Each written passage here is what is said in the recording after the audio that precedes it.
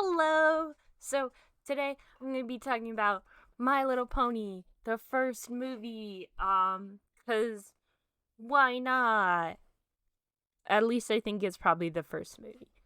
Um, and also how it's different from My Little Pony Friendship is Magic, which is my favorite, probably, so, I My Little Pony Friendship is Magic is the one that I like the most as a kid, and like I kind of like different things about them.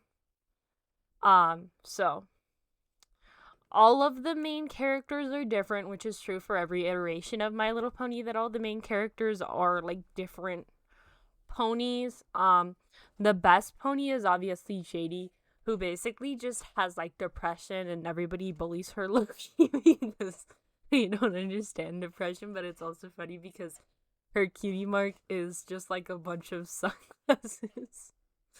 um so with the villains, there are these three ladies that live in a cave against the My Little Pony, which is like a mom and her two kids that are, I think, adults, but it kind of is really vague. It doesn't really say. I just assumed um that they're just kind of like weird.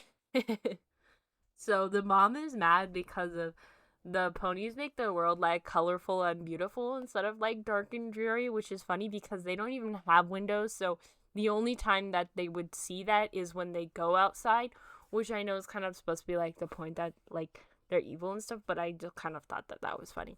So there's these two witches and her kids aren't.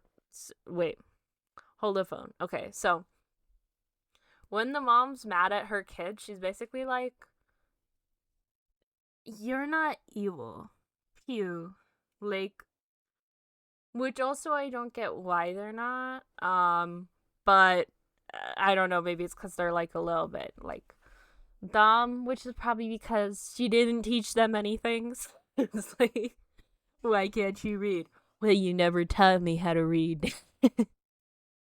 So, with with with the comparison in like the newer one, there are no humans in the pony world, versus with like Gen 1, humans are not only the main villains, but there also are like these three kids that kind of like come into play later, that are like just, like they're also there. So aesthetic wise, they do like Gen 1 is hand drawn, so like yeah, it's going to be more expressive. Obviously, so with Spike in Gen 1, which I think is the only character that they didn't change like because of copyright issues, whereas like a lot of them ended up being like a mashup of not necessarily the Gen 1, but like Gen 2 or Gen 3, like Rainbow Dash, before Friendship is Magic used to be like Rarity. Like she used to be like darling this and like darling that. And now and then she was like, "Well, fuck you. I'm gonna go I'm gonna win this shit." Um so anyways, a big difference that I noticed like right off the bat is like the sound, which is kind of like more like a general thing with a lot of like movies and TV, but like the ability to edit sound increasing has made it harder to hear with bigger productions because they are just not that worried about getting the perfect take.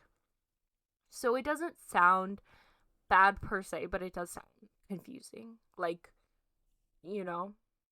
So it was nice that I didn't need captions,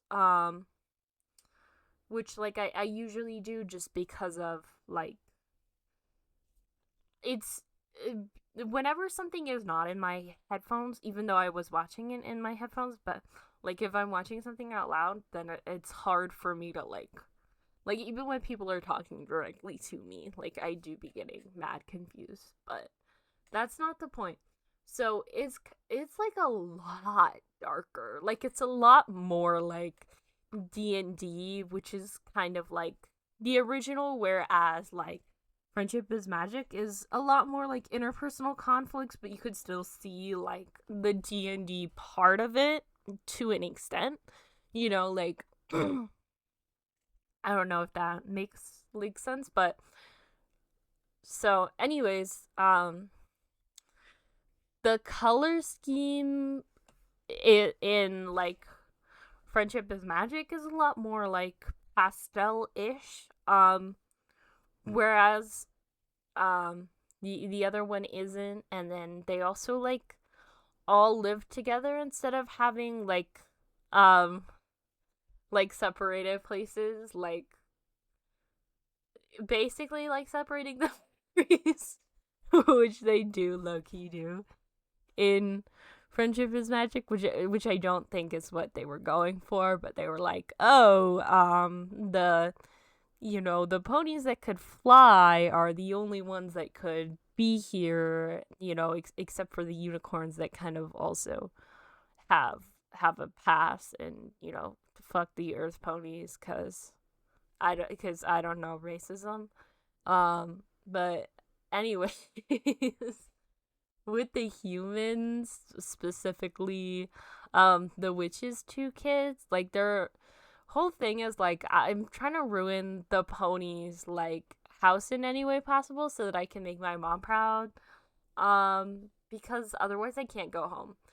And also like this kind of like what I was saying earlier, but like how are her kids evil? Because no, that was wrong. So how could the kids be good if they have no context of what being good is? That being said, shit is funny as fuck. I guess it's more like they don't know how to be um evil. So with the kids, there are like these three kids that help the ponies fight against the Smooths, which is the stuff that is basically trying to kill them, but it's like low key also alive. And then there's like this spring festival happening. So while Lickety Split and Spike are stuck under the waterfall, the Smooths that the witches sent is after them. So they all go to the castle. And most of the times when they're outside, they could just go to the castle if there's like an emergency, but not like an interpersonal conflict emergency, which is like pretty often, which is also like why Lickety Split ran off, because she was like, you guys said something mean about my dance, so goodbye forever. And Spike was like, what the fuck? Okay, I guess I'm gonna have to like come with you because you are like a baby. Which is funny because she's like relatively the same size as the other ponies. So you'd think like if she's a baby that she would be a little bit smaller. And then the Rainbow of Light gets stuck in the Smooths, and the Smooths is defeated by the lack of Flume, which they were supposed to get earlier, which is like the first Smooths, and then they send a second Smooths.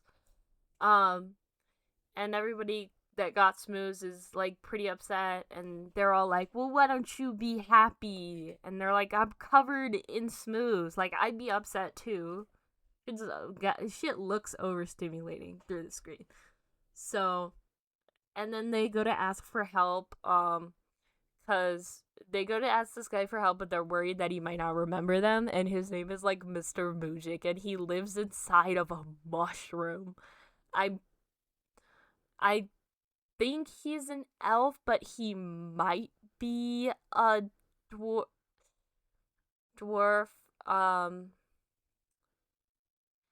Cause he is like small, so I don't know why I put that he's an elf in my notes, because that doesn't make sense.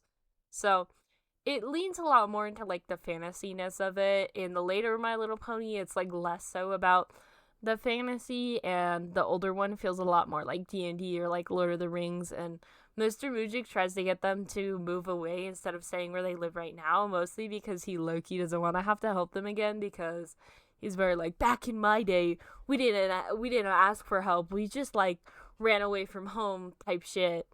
And then the Grundles are like basically these little guys that the witches ruined their entire kingdom.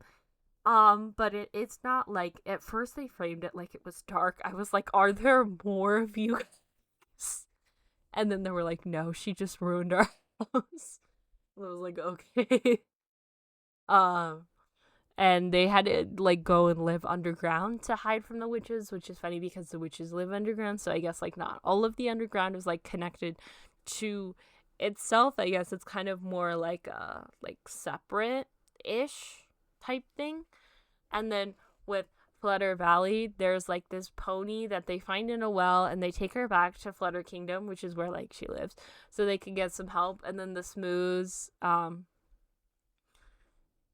they tell them about the Smooths, and then Rose Dust, is basically like, fuck off, not my monkeys, not my circus. And then the other ponies are like, I'm trying, like, try to make like the argument like somebody has to like stop the Smooths.